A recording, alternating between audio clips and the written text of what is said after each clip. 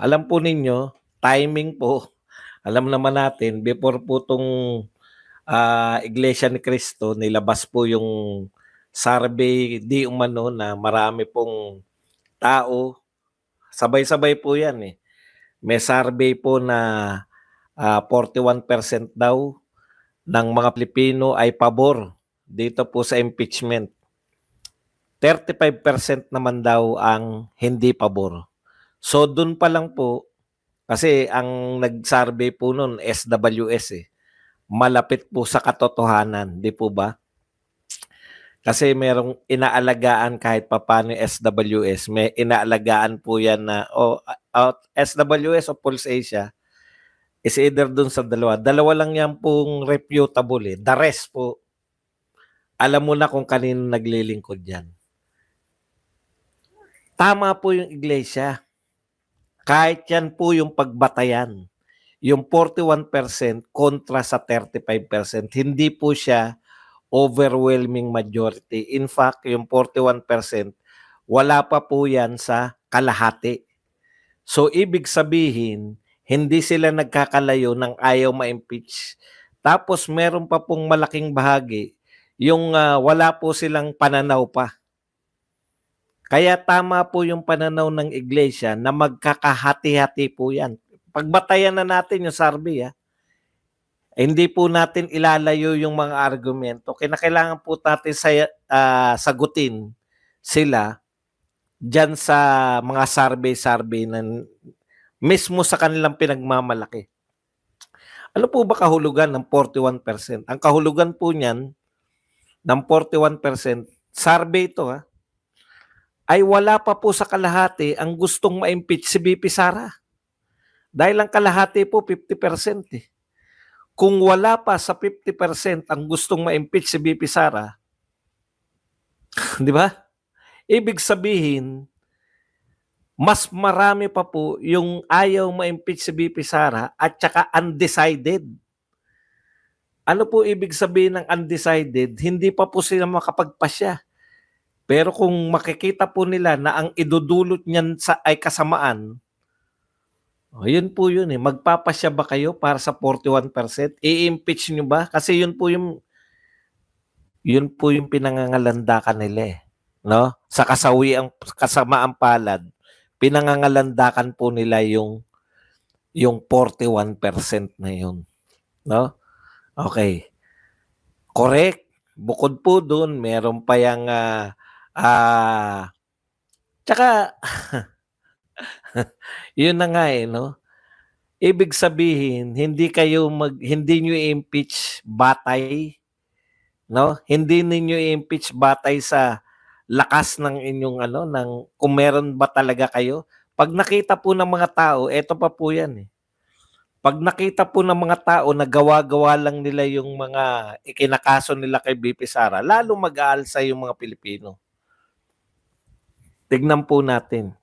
Sino po ba yung mga namumuno dyan sa impeachment na yan? Gusto po ba nila nagkakagulo yung mga Pilipino? Alam niyo po, yung mga dalawa po sa tatlong impeachment na naghain, Makabayan Black at yung Akbayan, pareho po yung purpose ng mga yan, eh. Mas pabor sila na nagkakagulo ang Pilipinas. Tuwing nagkakagulo ang Pilipinas, tuwing may krisis sa Pilipinas, diyan po sila nakakapagparami ng recruitment. Napansin niyo po ba ngayon? Panahon po ni Duterte, no? Panahon po ni Duterte, wala na halos nagrarally. Pero dahil napunta po tayo kay Marcos, na eto po, taas ng bilihin, kitang-kita po yung mga anomalya, no? Kitang-kita po, maski po si Anthony Taberna na na talagang yan po ay alam natin na loyalista. Si Anthony Taberna na rin po nagsasabi na matindi po ang porsyentuhan diyan, no? Wala pong lahat po ng Pilipino ngayon alam po yan, eh. Tapos walang proyekto ang pamahalaan. Ang dali pong makapag-recruit. ng mga tao, lalo na po ng mga kabataan, no? Pag nagkakagulo po, sa chaos po sila. Pag may mga krisis, diyan po lumalaki yung mga bilang ng mga grupo na yan. Yang Makabayan Black at saka tong mga katropa nito ni Reza Ontiveros. Kaya okay lang sa kanila eh. No? Okay lang, impeach nyo yan. Mas gumugulo ang tao, mas maganda, pabor sa amin yan. Yun po yung titignan nyo po yung mga, kung ano yung sinusulong ng mga to. No? Okay. Halos isang grupo lang, halos isang utak lang yan eh. Kung totoo po yan, yung survey na yan, ibig sabihin, kalahati, 50-50, more or less. Kalahati may gustong ma-impeach, kalahati ayaw. Kawawa yung bayan natin. Yan yung sinisigaw ng mga Iglesia ni Cristo sa kanilang rally na wag nating pagwatak-watakin ng mga Pilipino. Yan yung unity. Hindi po yung magbati si... Hindi po ba? Okay. Normal po yan eh. Normal po sa demokrasya yung merong maka-administrasyon at maka-oposisyon. Pero ang hindi po normal yung nagwawatak-watak. Yung papalalain nyo dahil sa impeachment. Yang impeachment po talaga pagwawatak-watak yan. Yung impeachment kay Erap, nagdulot po yan ng EDSA 2, etc., etc. Okay. Yun po yan. Ha? Yan po yung inaano nila eh, survey. Ikalawa, pagkatapos po ng INC rally, nilabas naman nila ngayon, ito pong arts dancers na nagpapakita na mas mataas si BBM kaysa kay BP Sara. Tanong, ano po purpose nung mas mataas si BBM kaysa kay BP Sara? Hindi naman po presidente si BP Sara. Ang sinusukot po dyan, ang dapat pong yung itapat, yun pong survey, kasi hindi rin naman makakaharap ni BP Sara si BBM sa eleksyon. Di po ba? Yung pong survey ni PRRD nung siya ay presidente, January 19 versus President Marcos January 2025. Yan po ang dapat nyong itapat, parehong presidente. Ganun po ang pagtingin dyan sa mga survey na yan. Kung totoo po. So itapat po ninyo yung survey ni BBM sa survey ni Tatay Digong dahil pareho silang presidente. Itatapat nyo naman yung survey ni Leni Robredo dito kay BP Sara Duterte noong 2019 para makumpara nyo yung dalawang vice president. Oh, 'di ba? Kasi iiwan po ni Tatay Digong 'yan. Ibig sabihin po ng pinagtatapat ninyo survey nung presidente si Tatay Digong, ikatlong taon niya, January, ano ang survey niya? Gaano siya kaepektibo? Hindi po pwedeng pagtapatin yung president at vice president. Ginagawa tayong mga nito at ikalawa. Same process dapat, di ba? Same process dapat, same na survey company. Ang tanong, yan bang Octa Arts Dancers survey company na yan noong 2019?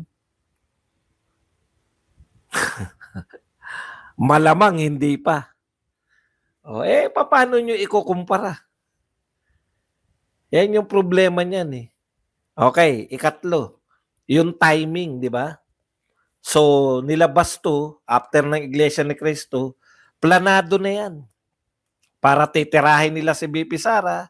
O katulad nga ng pagtira ni Jared. Di ba? Sa pamagat pa lang sinabi, wala nagawa ang peace rally. Bagsak pa rin ang popularidad ni VP Sara. Peace rally? Kahapon lang yun eh. Survey? Survey ba ginawa kahapon? Ganun tayo pinagluloko ng mga to eh. No? Lahat po talaga.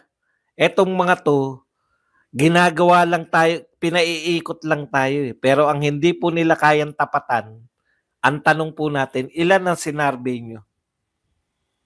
May milyon ba yan? Walang milyon. 1,000, 2,000, ganun lang. Tapos gusto ninyo na yung sample lang po yan, sample. Yung sample po ng survey na nagre-represent di umano. Ha? Yung survey di umano, sino ba may sabi na failure? May nagsabi na ba failure? May nagsabi? Pinapaliwanag ko pa lang po sa inyo yung ang ginagawa po nila ngayon, no? Kasi very successful. Hindi po failure, wala po nagsasabi dito na failure. Very successful po yung naganap na survey. Survey. Bura-bura. Very successful po yung naganap na INC-led rally against impeachment ni VP Sara. Very successful po. Wala po nagsasabi na failure. Ewan ko kung saan nyo nakita yung failure na yan. Hindi ko po sinasabi yan. Ang pinambabangga nila, yung mga survey. Ngayon, sabi ko nga, kahit sa survey ninyo, hindi nyo pa rin maitatapat eh. Ini-interpret ko na yung survey na nila.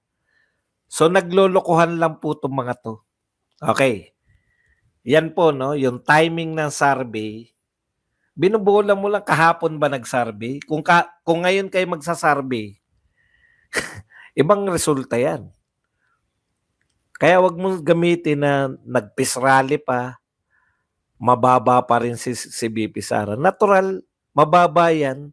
Wala naman naniniwala sa Octa Arts Dancer Survey, kayo lang eh. Yun po yung pagkakaiba. Wala po naniniwala kasi hindi nyo pinasok si Martin. No? Dahil Octa Arts sa dancers lang po ang nagsasabi na si Martin mas mataas kay VP Sara. Okay, ikalawa. Presidential survey ba yan? Ang tinanong ba dyan sa survey kung tatakbo si VP, kung tatakbo tong mga tao na to, sino iboboto nyo? Yun ba? Yun po ang relevant survey ngayon. No? Relevant survey po yung tanong kung ngayon may eleksyon, sino iboboto nyo? Hindi yung paglalabanin nyo yung president at vice president, etc. Sa patas na pananaw to sa survey. Hindi kayo patas eh. Okay. Pagbanggain po natin. Ano po ang mas makatotohanan na nagre-represent sa tao? Survey ba o yung milyon-milyon lumabas? Yung survey na yan, hindi nga namin nakita yan kung paano ginawa yan. Yung Octa Arts Dancer Survey, wala pa po yung napatunayan. Maniniwala kami dapat dyan sa Octa Arts Dancer Survey. Pangalan pa lang Octa Arts Dancers eh. Sino po maniniwala sa survey company mo na Octa Arts Dancers Survey Company? Dating mga mananayaw lang.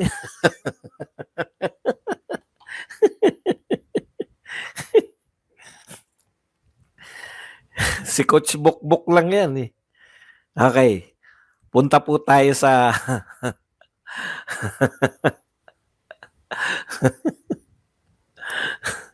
punta po tayo sa katotohanan ng buhay. Ano po yung mga naganap, no? Matigas po si Martin. Isa-isayin na po natin to. Ito pong mga Tapos na natin yan. Ang point ko lang, hindi nyo po pwedeng ibangga sa 1.5 million, 1.8 million sa Luneta pa lang, yung survey. Kasi libo lang yan eh. O ngayon, para po tapat na tapat, nanawagan po yung mga pro-impeachment.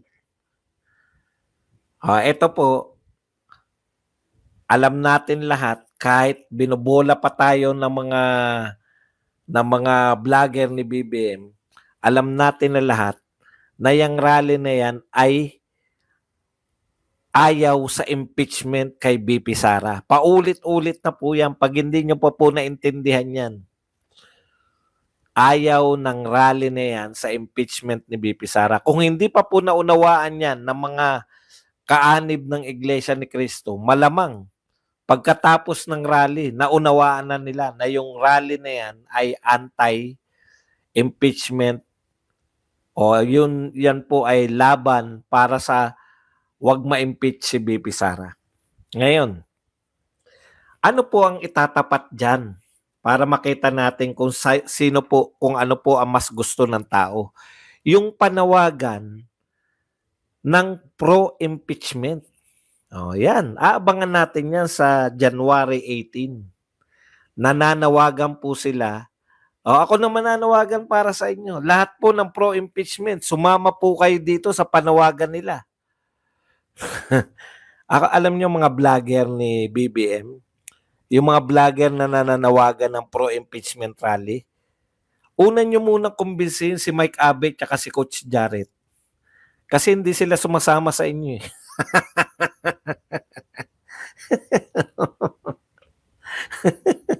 Pag napasama nyo sila, baka maraming sumama sa inyo.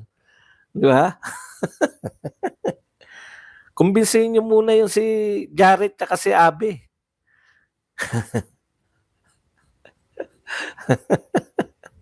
Tambalos-los daw ako. Tignan mo. Magagalit sa akin si Pastor Kebuloy niya kung bigla akong tambalos-los.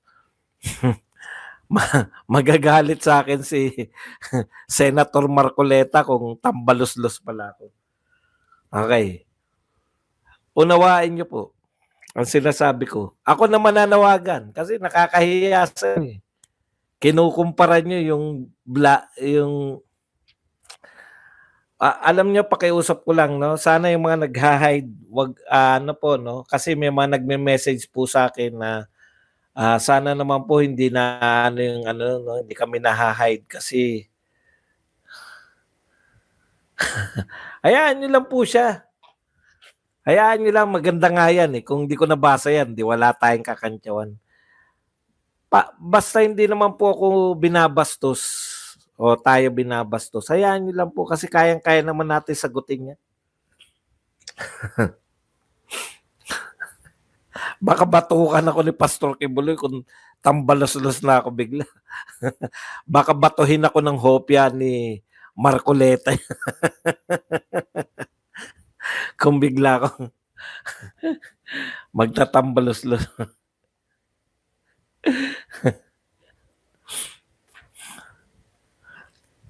Okay.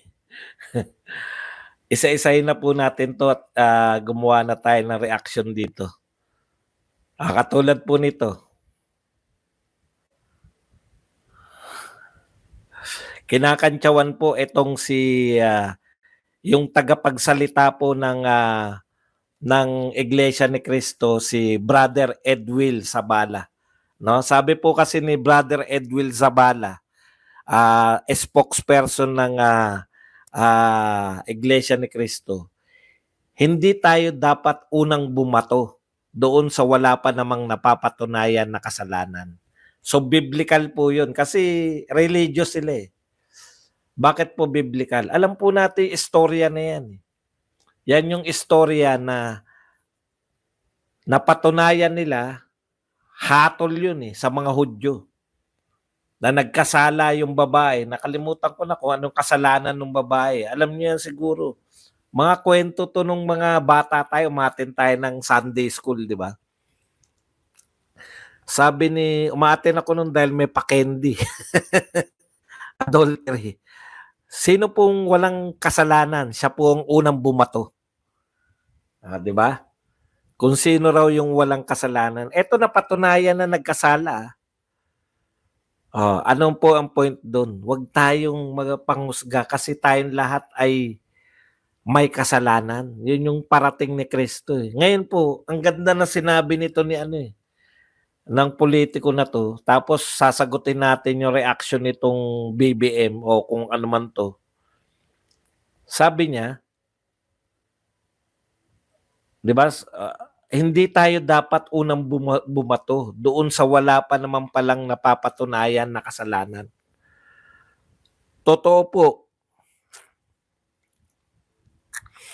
10 million plus po ang kabuuan ng dumalo batay po sa attendance galing sa mga lokal at distrito.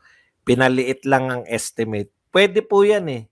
Tama po kayo kasi naroon po ako, eh. Alam niyo po kung bakit? 'Pag yung mga ang problema po kasi do'n CR, eh. Ang hahaba po ng pila. So yung iba po nakakarating pa po do'n sa United Nations Avenue, do'n sila nakakakita ng CR. Yung ako po ay, sabi ng marami tumakas na, umalis na. Ang dami pong katulad ko na umalis na rin. Nagpakita sa parang gano'n. Hindi rin po sila nakatapos katulad ko. Marami rin ako nakasabay sa LRT. Yun po. So 15 million sa buong Pilipinas. Grabe po, no? Totoong tao po 'yan, hindi po 'yan survey.